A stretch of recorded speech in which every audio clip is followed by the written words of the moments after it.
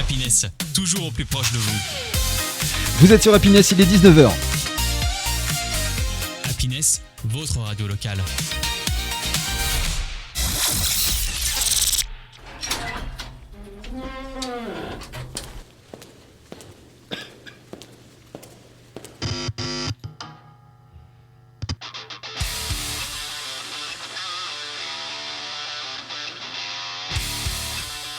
Riff and Jack avec JF sur Happiness. Ce soir, dans Happiness, nous accueillons un groupe amiénois qui mêle rock progressif, pop et atmosphère psychédélique. Leur histoire commence presque comme une scène de film, une rencontre inattendue sur un quai de gare entre deux anciens membres du groupe Osmose. Pascal et Elodie reprennent alors naturellement la discussion là où elle s'était arrêtée autour de la musique. Très vite, le projet reprend vie et se transforme en un nouveau groupe Algorithme autour de la table. Pascal à la guitare, Antoine à la batterie et Denis à la basse. Bienvenue dans Happiness. Riff and Jack avec JF. Alors bienvenue à vous, le groupe vient de terminer l'enregistrement de son premier concept album, un voyage dystopique dans lequel on suit Monkey Leo, confronté à une intelligence artificielle omniprésente. Racontez-nous un petit peu tout ça. Effectivement, on vient juste de terminer l'enregistrement, là il est en phase de mastering. Ça devrait être chaud d'ici quelques jours pour partir en production. Donc, cet album, on a travaillé dessus toute cette année avec bon nombre de textes autour de cette histoire dystopique et de ce monde Kileo. Et d'ailleurs, c'est ce que l'on fait aussi sur scène. On raconte l'histoire de Monkey Leo, ce qui donne un jeu de scène assez particulier, parce qu'à la fois il y a un petit peu de narration et de musique autour de ça. Alors un monde dystopique contraire à utopique, donc forcément un monde sombre, un monde où on imagine un peu gouverné par voilà quelque chose en tout cas d'assez sombre. Qu'est-ce que vient faire Monkey Leo en fait dans ce monde-là? Alors, ce qui est assez rigolo, c'est que entre le moment où j'ai commencé à composer les textes sur cette idée et ce concept, et aujourd'hui, il s'est passé pas mal de temps quand même, parce que ça fait quelques années que j'ai travaillé quelques textes. Alors, il y en a qui ont été faits dans l'année, mais il y en a qui datent de quelques années. Mais entre le moment où j'ai commencé et aujourd'hui, finalement, le monde dystopique que les textes décrivaient un peu, il a rattrapé un peu la réalité, et on est un peu dans ce monde. Eh ben oui. Voilà, je pensais que c'était un peu avant-gardiste de parler de l'IA, etc. Mais finalement, c'est arrivé très vite. Aujourd'hui, elle nous a dépassés. Ouais, c'est ça. Et donc ce Monkey Leo qui est confronté à une intelligence artificielle. Voilà. C'est ça. L'histoire du groupe, ça commence par une rencontre inattendue sur un quai de gare. Ça, c'est quoi en fait l'histoire en vrai? Non, mais si c'est la vraie histoire.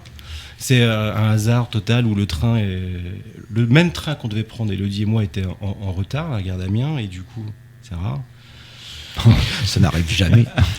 Et du coup, on s'est croisés parce que l'un et l'autre cherchaient une solution pour se rendre à Paris. Et on s'est croisés, on s'est reconnus. Parce que ça faisait très longtemps qu'on ne s'était pas vus, parce que c'était la toute première chanteuse d'Osmose, et après on avait travaillé avec une autre chanteuse, et du coup ça faisait vraiment très longtemps qu'on ne s'était pas vus, très très très longtemps. Du coup on s'est reconnus, on a parlé musique, on se dit écoute, on échange les numéros, puis on essaie de se revoir rapidement, et voilà, puis après on a travaillé un peu tous les deux pendant quelques semaines. Et au moment de chercher des compagnons de route, en fait le hasard a mis Antoine sur notre route, par des connaissances que nous avions, et auxquelles les univers musicaux et puis les idées matchaient totalement avec les autres. Donc, même si à l'origine vous avez quand même des influences très différentes. Ouais, enfin, je me souviens de la première discussion qu'on a eue tous les deux. On s'est rencontrés grâce à Anne-Sophie, qu'on salue. On s'est quand même retrouvés sur notre goût pour effectivement le rock progressif, on va dire. notamment Pink Floyd, aussi un peu le métal atmosphérique, je pense à The Gathering. Voilà, et puis c'est surtout aussi humainement que ça a bien accroché. Le concept me parlait. Je voulais préciser tout à l'heure, c'est vrai qu'il y a un côté sombre dans le concept, mais il y a aussi beaucoup de lumière. On n'est pas, on n'est pas dans le noir total. C'est assez nuancé. Puis je crois c'est pas un pessimisme profond. Non, voilà. Et puis je crois que tous les quatre, on a encore envie d'y croire. On a envie justement de mettre de l'humain, de proposer des alternatives justement à ce que la société nous offre de plus dystopique, c'est vrai. Voilà, donc c'était une belle rencontre, et puis il fallait trouver un bassiste. Et ben voilà, j'allais en venir à Denis en fait, qui arrive dans le line-up. Oui. Ouais, je te laisse poursuivre si Alors, tu veux. j'arrive le dernier dans le line-up. On se connaissait avec Antoine. Et donc, voilà, Antoine m'a parlé. On a un concept autour d'un projet de groupe, etc. Et puis, dès que j'ai rejoint le groupe, je me suis senti à l'aise parce que justement, les idées convergeaient. Même si on écoutait des choses différentes, on avait finalement un univers musical qui se complétait. Et donc, tout de suite, ça a matché. Alors pour nos auditeurs on est sur le rock progressif, qui est quand même quelque chose d'un peu particulier, qui nous ramène un peu au Floyd évidemment, parmi d'autres. Pouvez nous rappeler un petit peu justement ce que c'est, le concept en fait, la définition. Vous aviez une définition à donner au rock progressif. Du rock progressif. Alors c'est vaste en fait, parce que justement pour moi le rock progressif c'est la liberté. Alors je sais qu'il y a des gens qui assimilent ça aussi à un haut degré de technicité, à des morceaux fleuves, parfois complexes. Nous, c'est pas tellement ce côté-là du rock progressif qu'est le nôtre, dans le sens où je pense pas qu'on puisse qualifier notre musique de complexe. Elle demande une écoute, parce qu'elle peut partir dans plein de directions différentes. C'est ça. Mais c'est plutôt le côté atmosphérique du rock progressif. Mais du coup, du fait qu'elle part dans des directions différentes, ça demande aussi quand même, malgré l'aspect un peu désorganisé que ça peut donner, c'est au contraire quelque chose de très structuré finalement et très travaillé. C'est ça, ouais, puis qui demande une attention. L'idée c'est déjà de pas se fixer de limites, de faire ce qu'on a envie de faire, sans se sacrifier au sempiternel couplet, refrain. C'est de laisser parler sa créativité. Une sorte de bordel organisé, quoi, quelque part. Oui, mais je pense que c'est plutôt bien organisé. Puis c'est pas si bordélique que ça. Non, il y a quand même aussi le côté, il y a un côté pop. C'est un mélange d'influences. Chacun apporte son univers. Je crois qu'il y a un grand respect aussi entre nous. Justement, on essaye de pas déborder vers quelque chose qui sortirait de la définition d'algorithme. Mais c'est un projet qui est assez jeune aussi finalement. Donc on a senti en tout cas depuis nos premières rencontres et nos premières joutes musicales que au fur et à mesure chacun arrive à trouver sa place, mais parce que les autres laissent la place aussi. Et puis il y a un équilibre qui a été trouvé, qui me paraît être le bon, qui est encore en construction. Mais voilà, là depuis quelques semaines, quelques mois même, on se le dit, on sent qu'on a trouvé... une formule qui marche bien. Ouais. Vos influences principales, si vous en aviez une en commun, Difficile. Difficile en commun. Non, je crois qu'il y a... C'est vraiment un mélange de plusieurs influences. On parlait de The Gathering tout à l'heure, Pink Floyd. Je vous laisse continuer. La pop un peu française aussi, pop rock français. Ouais. On en reparlera juste après ça. On va écouter maintenant un premier titre extrait de votre univers, l'algorithme À nos rêves sur Happiness.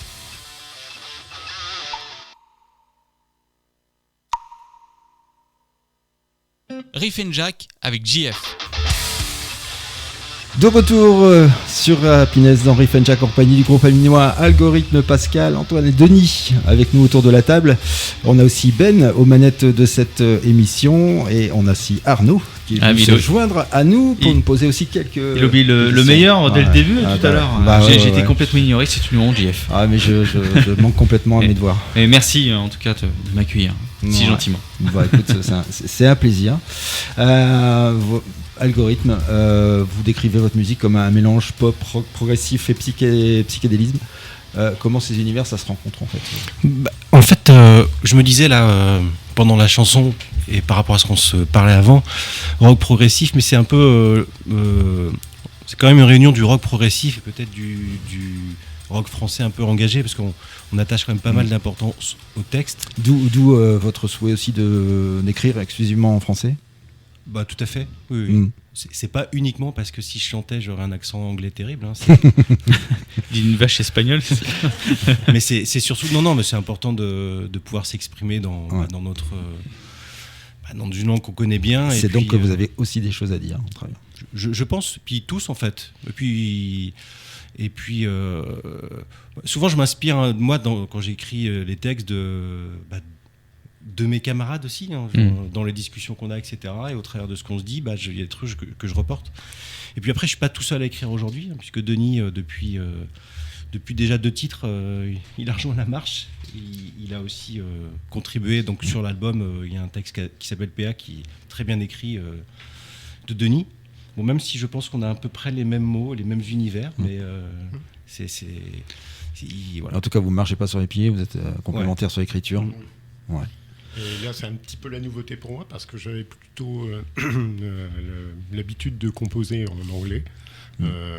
Et la difficulté, c'était justement, j'avais envie d'amener quelques textes et quelques musiques, et les passer en français, c'était très difficile.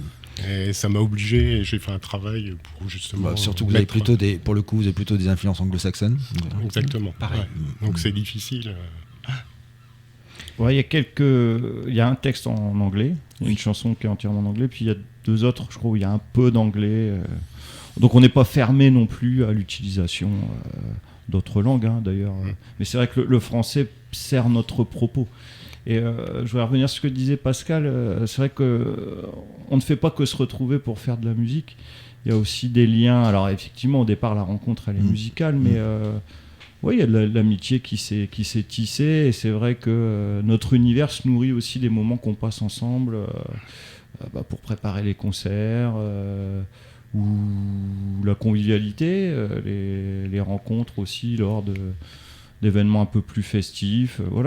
Ça nourrit aussi notre univers. Effectivement, on se retrouve sur des idées, sur des façons de voir le monde, sur des espoirs, sur des désespoirs. C'est aussi une rencontre humaine. Et la musique est le fruit de cette rencontre.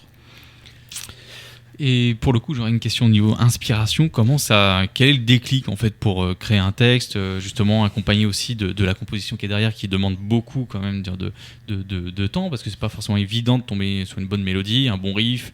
Qu'est-ce qui vous inspire, qu'est-ce qui vous amène en fait à construire le tout en fait, tout simplement? Le texte, il y a 1001 façons pour ma part, qui se génèrent dans mon esprit. Souvent d'ailleurs, c'est quand je suis dans les transports, parce que je peux réfléchir, ou en tout cas, je peux mettre à place une réflexion que j'ai eue, et je me mets à écrire, et des fois, ça va plutôt assez vite, en fait. Je prends mon téléphone, j'écris, je fais des brouillons, je corrige, etc. Puis à la fin, j'ai un texte. Après, quant à la musique, c'est souvent le texte, moi, qui m'amène la musique. Je regarde le texte, je prends la guitare acoustique, et puis il se passe un truc. Il se laisse transporter par le texte et les mots. Relativement atypique. J'ai souvent entendu parler des groupes qui disaient, moi, ça part d'un riff de guitare, on a une mélodie dans la tête et on essaie d'y coller un texte. L'anecdote d'un copain qui est multi-instrumentiste, il m'a dit la meilleure inspiration, c'est l'ennui. Et lui, il trouvait toutes ses inspirations en s'ennuyant, en fait. Le rock progressif, c'est souvent associé à des compositions très construites. Hein. C'est quelque chose c'est ça qui vous motive, c'est la construction. Je ne sais pas si ça nous motive. En tout cas, je reviens sur justement, Pascal nous apporte ses idées. Et on a la chance de pouvoir répéter toutes les semaines. On a un créneau à Cité Carter qu'on salue d'ailleurs. C'est comment une répète chez Algorithme alors il y a effectivement, quand on prépare des concerts, là on a essayé de construire un set. Bon, je pense qu'on est arrivé à un bon équilibre désormais. On a quand même quasiment 2 fois 1 heure de musique. Quand on est dans la phase de composition, effectivement, Pascal arrive avec un canevas, ou Denis d'ailleurs aussi. Et après, il y a cette liberté, et c'est là où on retrouve le côté progressif, de se dire, on fait tourner le riff, on fait tourner une mélodie, et on essaye.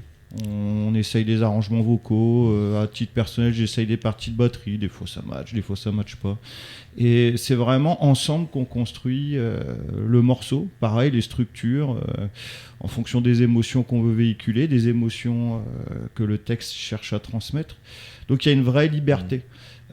Et surtout une construction commune. On laisse vraiment vivre les choses. Il y a des morceaux qui ont évolué par rapport à leur version de Là, départ. pour le coup, la construction, vous n'avez pas trop le choix. Vous faites un concept album, donc il y a une histoire, il faut une évolution. Alors, c'est quoi justement comment ça s'est construit, ça? L'évolution du concept. Ouais.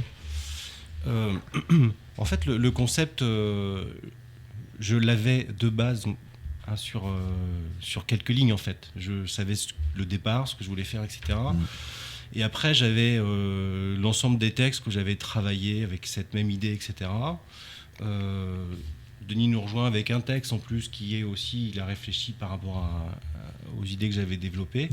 Et après, je les ai positionnés qui soient le plus logiquement possible par rapport à l'idée et le concept que j'avais. Donc ça a été en quelques phases, mais ça a été assez rapide. Et voilà. C'est plutôt la musique qui est travaillée vraiment ensemble, parce qu'on arrive avec une base, Denis ou moi, qui est assez simple. Pas de intro, pas de conclusion, juste des petits couplets, des petits refrains, des ponts, etc. Et puis après, chacun met sa patte pour apporter un univers vraiment particulier. Et je pense qu'aujourd'hui, on est même dans une phase où on va aller encore plus loin dans la composition, parce qu'on commence vraiment à se connaître et être raccord, en tout cas tous les trois sur la base musicale. Et du coup, je pense qu'on va encore aller plus loin aujourd'hui. Elodie est pleine d'idées sur les arrangements vocaux aussi, c'est ça qui est chouette. On va poursuivre avec un nouveau titre d'Algorithme, ça s'appelle Art sur Happiness.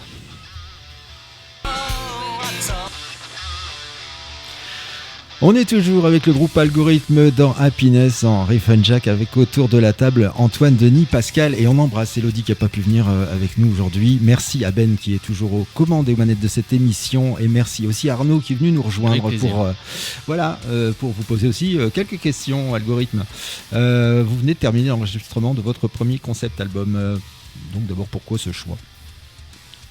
Pourquoi ce choix de concept album? Pourquoi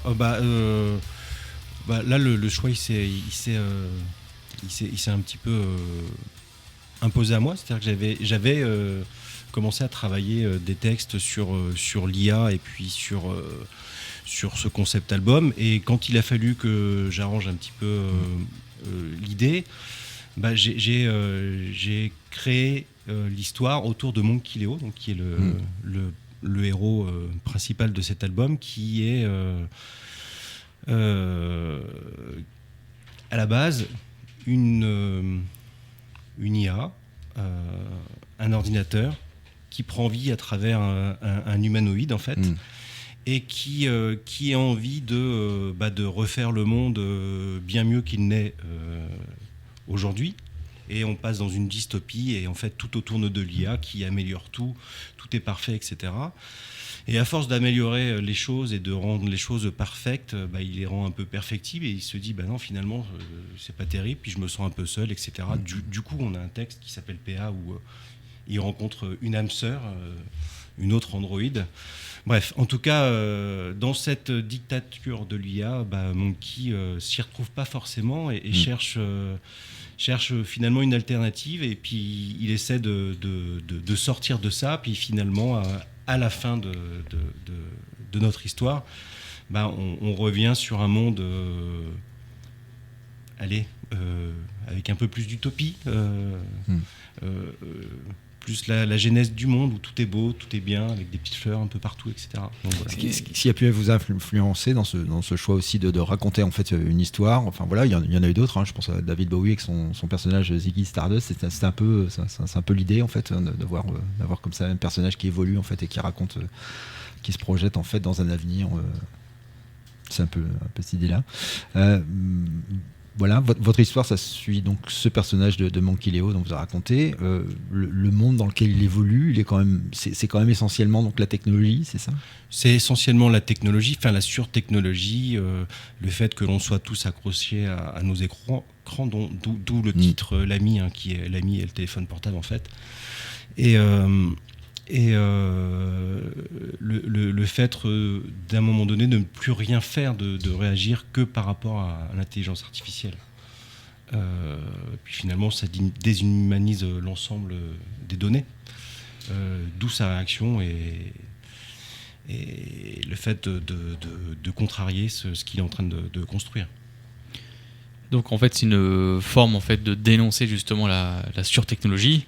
Donc, qui a une emprise énorme, en tout cas sur nos petits cerveaux, si je peux dire, qui monopolise vraiment notre concentration H24, et d'autant plus avec une IA qui va justement absorber en fait nos connaissances.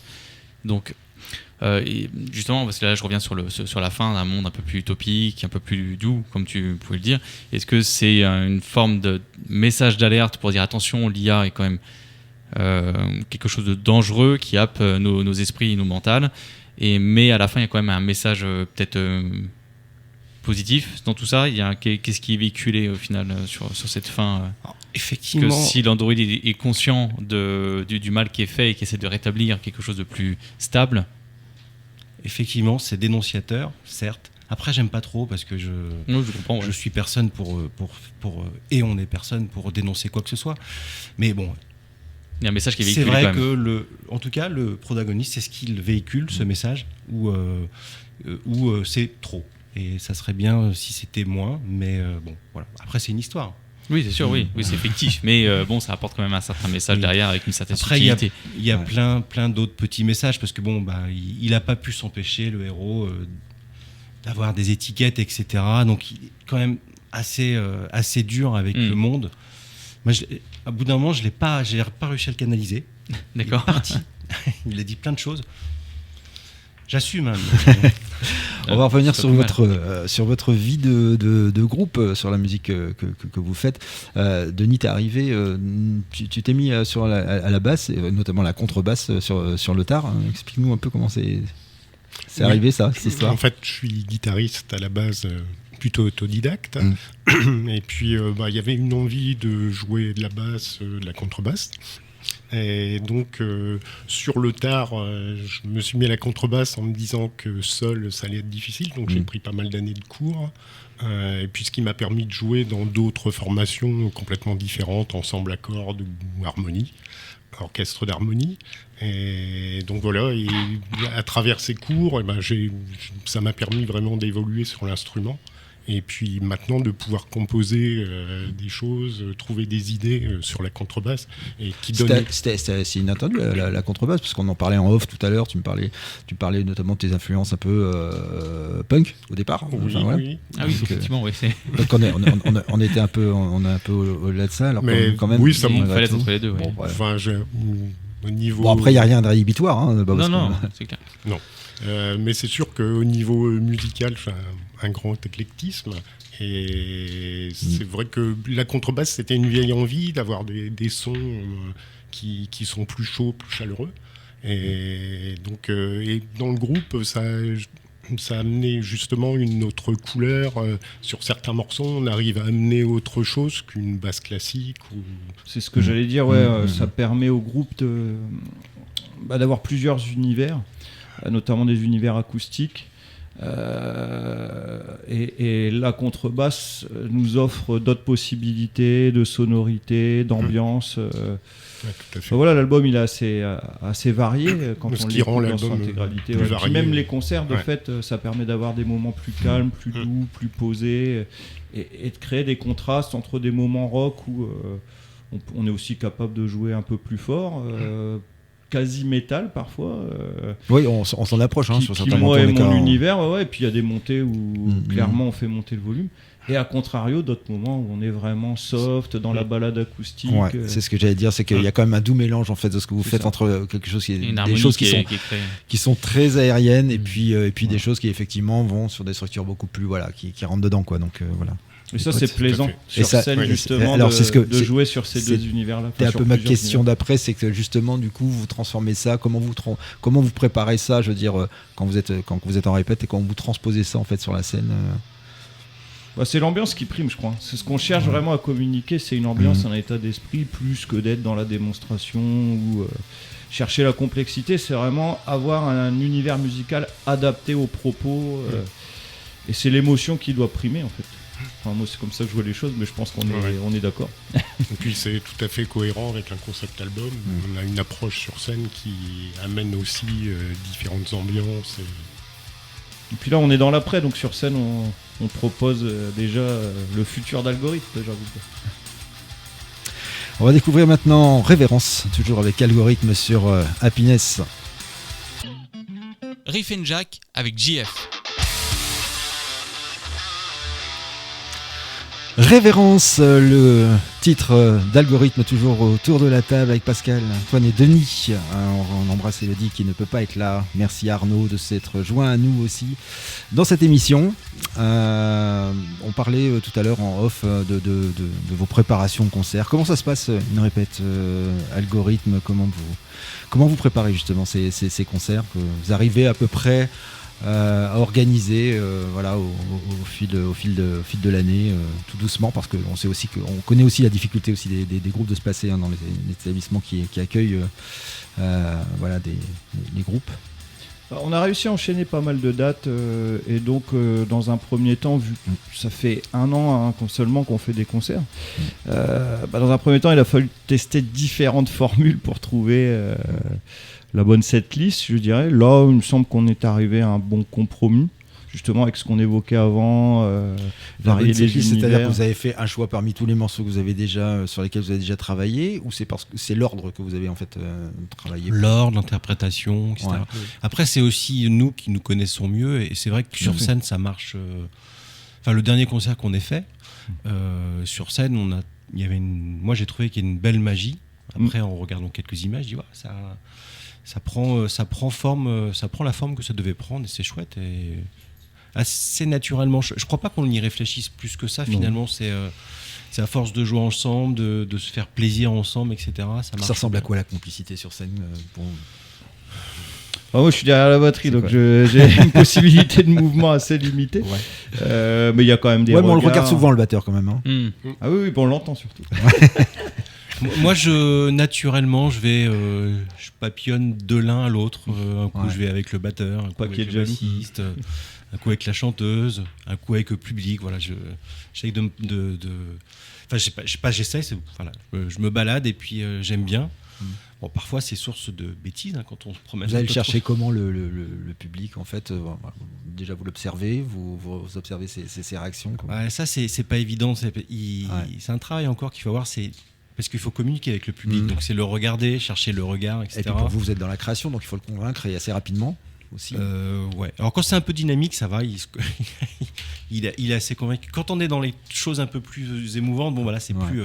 Faut faire passer une émotion, c'est plus complexe. Mais en tout cas, oui. Le public, on va le chercher. De base, effectivement, on fait nos chansons parce qu'on les aime et on a envie que le public adhère également. Ouais, on a quelques retours très positifs. On a des gens qui nous suivent, qu'on voit régulièrement. Enfin, c'est plaisant aussi de retrouver certains visages. Enfin, c'est vraiment agréable. Vous allez chercher le liens. retour du public après le concert, vous descendez un petit peu dans... Voilà. Ah oui, on discute beaucoup avec les gens. Bon, il y a toujours des amis, la famille, bien sûr, mais aussi Le fan club. Ouais, fan club, je sais pas si on peut aller jusque là, mais il y a eu des belles surprises. Je me souviens notamment l'année dernière à la fête de la musique où on avait joué au Point Bar et il y a des gens qui étaient des touristes néerlandais qui étaient vraiment là par hasard et puis qui sont restés pour nous écouter. Enfin voilà, il y a des belles histoires comme ça aussi. Où je sais plus quel lieu, c'était dans le Point Bar, donc on a joué une deuxième fois, où des gens qui étaient là l'après-midi pour les balances, qui du coup ont réservé une table pour rester là le Ça a soir. dû faire plaisir au patron. Ah bah ouais. Puis sur scène, on a oublié de parler du jeu de jambes de Denis. Alors, Venez c'est- voir Algorithme. C'est pour quoi le- Alors, je veux savoir. Voilà, Il faut voir. Ça s'explique pas. On demande une démo tout de suite. ça s'explique pas. Et justement, ça fait un écho à peu près à ma question que j'avais. Est-ce que vous avez comment dire, un aspect scénique en fait sur scène, enfin, je veux dire, des costumes? Est-ce que vous avez, par exemple, habillé un peu la scène? Est-ce que vous avez une ambiance créée? Comment ça se passe d'un point de vue scénique, chorégraphie, admettons Côté tenue, non, on est plutôt classique comme on est en fait. Ouais. Vous n'arrivez pas en cow-boy. Mais je pense qu'on est des personnes assez réservées et on n'aime pas spécialement se mettre en avant. D'accord. Ce qui effectivement dans un premier temps était un peu difficile parce que forcément. Alors moi batteur c'est plus simple parce que je suis caché derrière ma Oui, c'est batterie. facile. Derrière 2 cymbales. Mais en même Voilà. temps, vous devez partager votre art et le meilleur complètement, partage ouais. qui se fasse, c'est quand même. Mais c'est ça quand même en commence, public. Quoi. ça Donc, commence à venir, ouais. là, pour le coup, il va falloir vous devez vous mettre en avant, quoi. Ouais. Après, Non, on a notre Android qui nous suit sur scène. On a une banderole avec sa photo. Après, il y aura certainement d'autres choses parce que là, on sort l'album où il y a pas c'est mal le de début. visuels, où il y a Monkey Leo qui va prendre forme. Qui a on a donc des amis. Il ressemble à quoi votre Monkey Leo? C'est entre un gorille et un androïde en fait. Et du coup, voilà, je pense qu'il va habiller très rapidement. On va faire des choses pour qu'il habille notre scène. Ouais. Voilà, parce que j'allais dire, on a des personnes autour de nous qui nous ont aidés dans le packaging là, de l'album qu'on va sortir, là, le vinyle. Alors, qui vous entoure, notamment? Tout à fait. On a la fille de Denis, Sybille, Ouais. voilà, qui a créé l'Android. Et puis il y a mon père qui a créé le gorille en fait, et il fait une petite BD qui va illustrer un peu l'album, qui sera dans l'album. C'est une DA pure maison. Hein. Ah ouais, voilà, on a. C'est incroyable. Hein.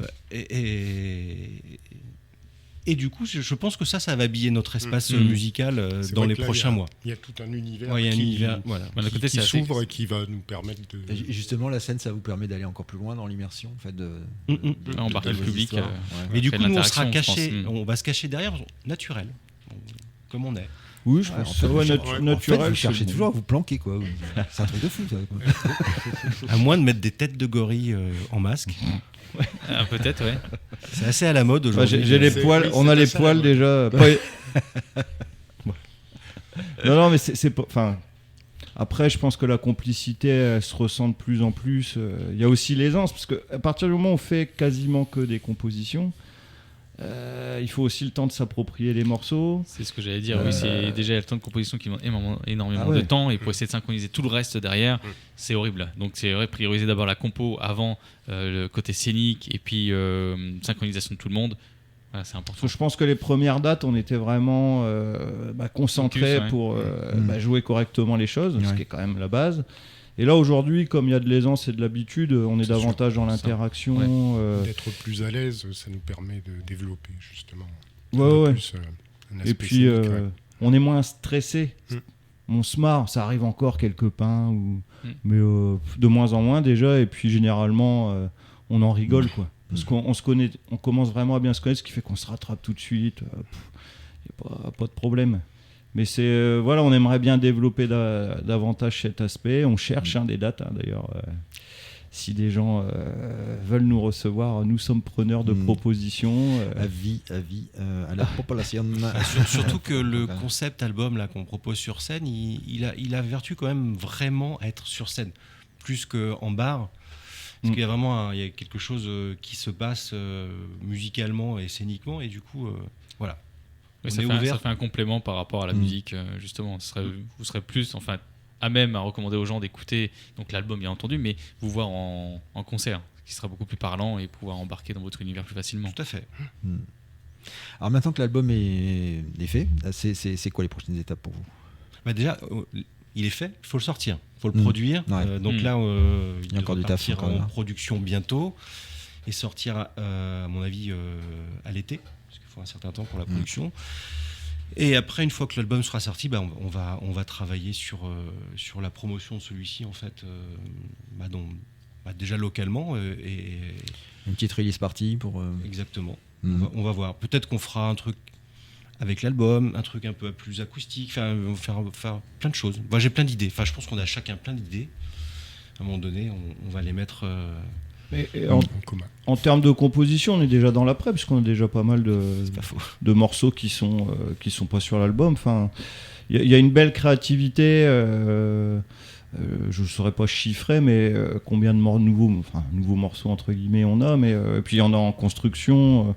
Enfin, vous avez de quoi faire en tout cas. On s'ennuie pas. Il y a du boulot derrière, voilà. Oui, c'est simple. On a un album de 10 chansons. On en joue une vingtaine. Donc bon, c'est-à-dire qu'il y a déjà la suite. Ouais. Et il y en a encore 4 ou 5 là, qui sont en création entre Denis et moi. C'est quoi votre rythme de travail ? Vous êtes à peu près, vous arrivez à vous voir toutes les semaines ? Oui, quasiment. Ouais. Oui, on se voit toutes les semaines, sauf événements particuliers. Sinon, on se voit tous les mercredis pour travailler. Et puis il y a le travail personnel à la maison, notamment pour les, vous avez les devoirs. Compositeurs. Vous faites c'est pas des devoirs, faites bien vos devoirs. Oui, c'est vrai qu'on arrive généralement assez près en répétition, ou si on est dans la phase de création, justement, l'idée c'est de... Voilà la base, et où est-ce qu'on emmène tout ça, quoi. Et ça, c'est chouette, ces moments de créativité, parce qu'il y a la porte ouverte aux surprises, en fait. Et des fois, il y a des morceaux qui deviennent très différents de ce qu'on avait imaginé au départ. Par contre, l'idée, c'est que bien sûr, ça convienne à tout le monde, et ça, là-dessus, algorithme, c'est aussi une belle démocratie. Je me posais cette question-ci. Donc là, il y a effectivement votre premier album. Est-ce que vous allez suivre la même continuité ? Parce qu'il y a des artistes qui font un premier album où ils étalent en fait leur talent artistique. Je sais faire ça, en déclinisant en différents morceaux avec un peu, voilà, je prends par exemple du métal, ça va sur le rock alternatif, sur un autre morceau, et puis sur un autre morceau, ça part sur autre chose. Un peu comme un artiste qui va étaler ce qu'il sait faire en fait en une fois, et après se concentrer en deuxième album sur l'univers, en fait, construire tout le reste, en fait, je veux dire, rester sur la même DA, la même type style musical, etc. Est-ce que vous allez continuer dans cette démarche-là, justement, à l'heure actuelle ?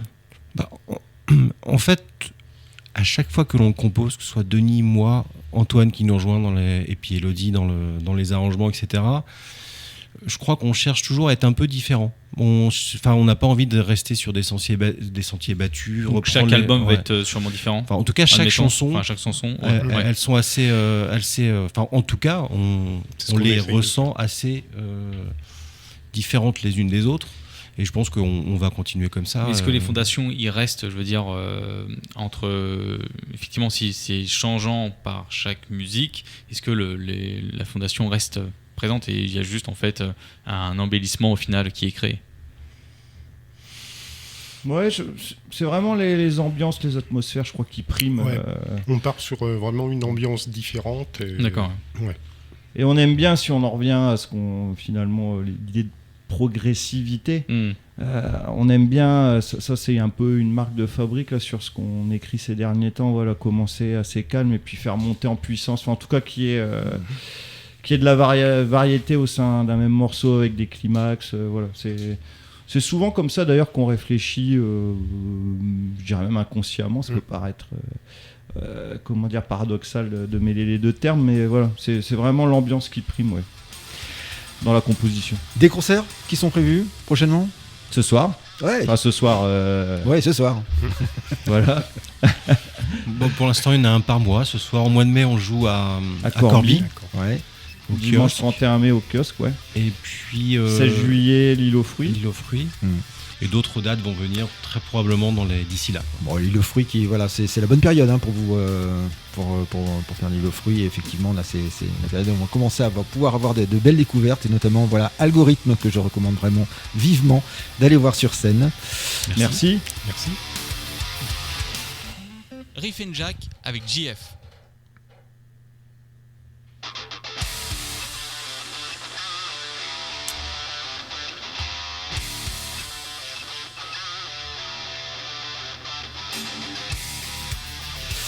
Eh bien, merci Pascal, Antoine, Denis d'avoir été avec nous ce soir dans Happiness. Merci à Arnaud de m'avoir accompagné avec sur grand cette plaisir, interview. Merci à Ben qui était au pilotage de cette émission.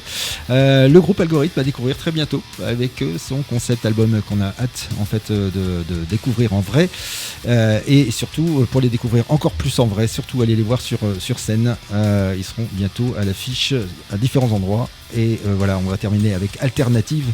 Donc toujours avec Algorithme avant de retrouver tout à l'heure DJ Joss pour son radio show. On écoute Alternative.